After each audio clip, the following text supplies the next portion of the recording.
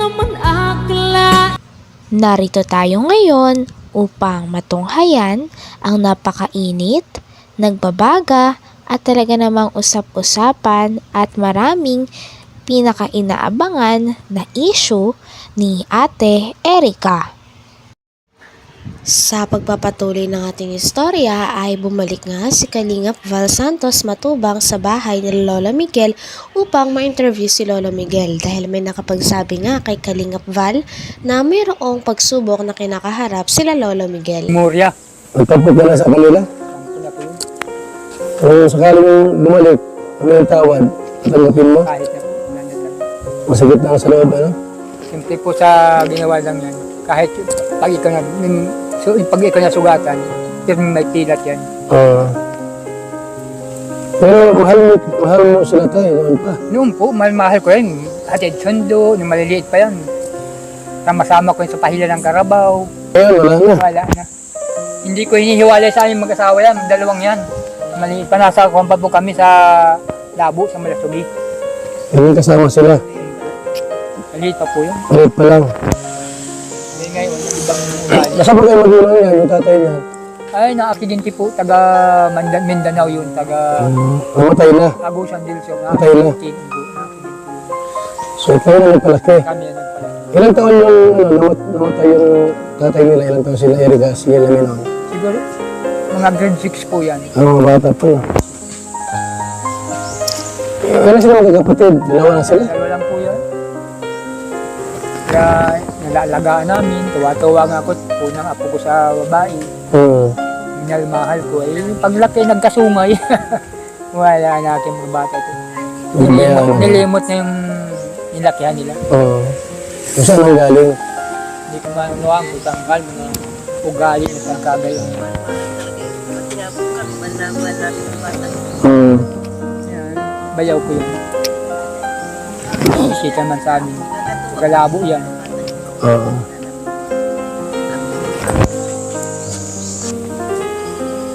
Ba't di kumampis sa babae na yun? Kay Ene Torres. Ay, yung pong kanya, laging kausap. Siguro yung Tapos pinakil na kayo. mga yabat ang salita. Tapos kinukumbinsi na kami daw ay kumbinsin ako na nagpapadalang pira na tiyatanggap ko.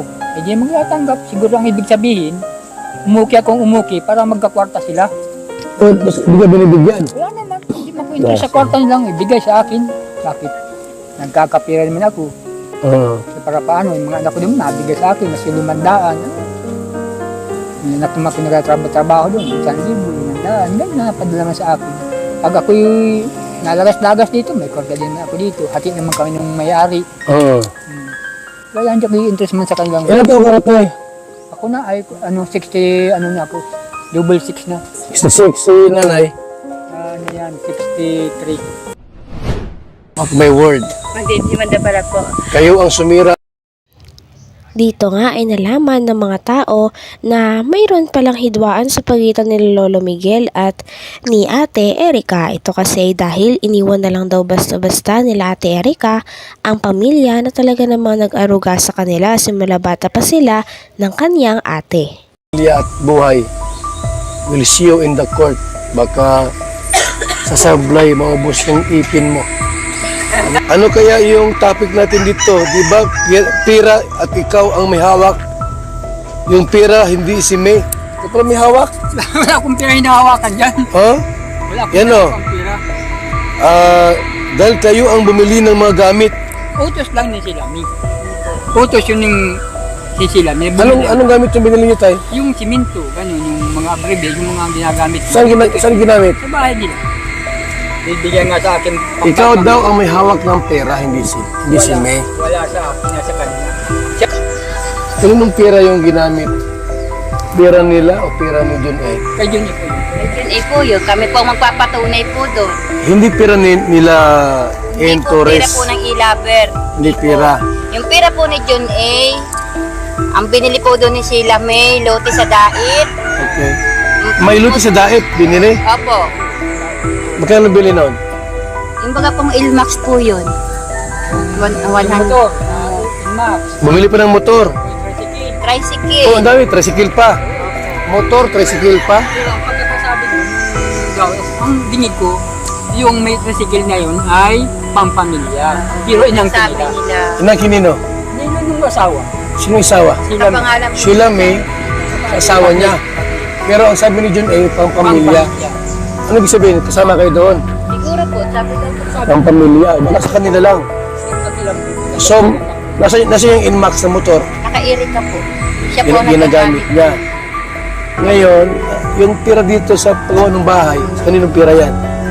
Kay Sir George rin na po ako. So, hindi lang kalating milyon ang nagastos niya. Hindi ko kalahati Malaki. ng yeso yun. Mahigit mong 1 million yun.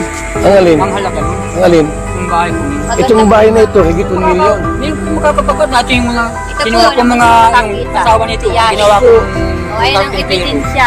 So, tayo, kung tutusin, kung kintahin lahat, ba't yung mga 2 milyon ang tirang bilikewan ni Sila na ang John A? nagpaganda. Baka higit hanggang loob ng bahay. Hindi, kasi may Inmax pa. May motor, sidecar, may lupa pa sa daig.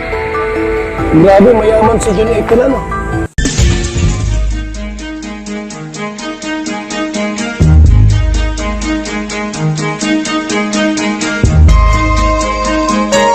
Ito ang palatuntunang tunay na lingkod bayan. Ang programang tututo sa kapakanan ng mga mamamayang kapos sa Kinausap nga rin ni Kalingap Val ang tita ni Ate Erica at ni Sheila May nang sa ganon ay makakuha pa ng maraming impormasyon sa totoong nangyari. Nagkakaroon nga ng siraan at hindi totoong mga impormasyon ang nilalabas ng mga e-lovers na kasabuatan din nila Ate Erica. At Tatay Miguel. Para i-confirm ko lang po sa kanila itong Facebook page ni M. Tunyakaw Torres. Ito nga talaga ito. Ang kausap nila May, ang kausap nila Erica po, mga kaibigan. Kasi yung mga binanggit dito po sa social media ay mga hindi magandang mga mensahe po, mga kalingap. Kaya sa si Jenny.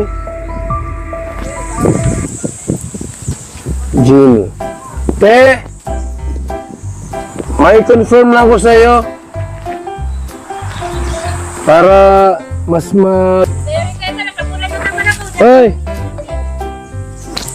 Linawin ko lang kung ito yung babaeng ito para magklaro ko lang. Apo, siya po yan.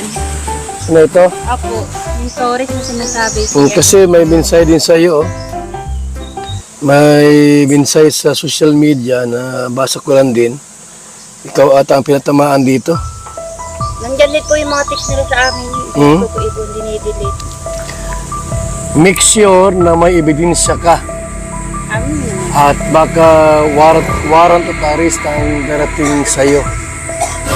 At may word.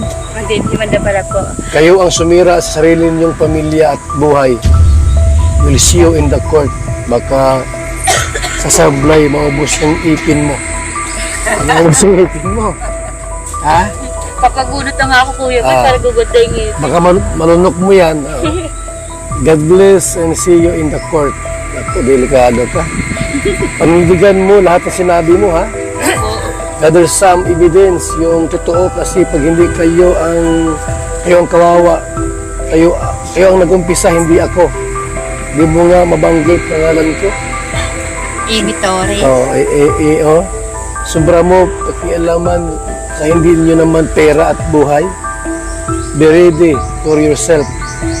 Nagpauto kasi kayo, yan, kayo din nagpapahiya sa korte.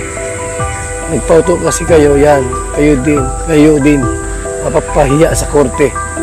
Gagalit kayo kasi di namin kayo binigyan ng pera. Ano naman po ang ano naman po ang kinagagalit po namin sa Kasi kanila. mukha kayong pera. Yun nga.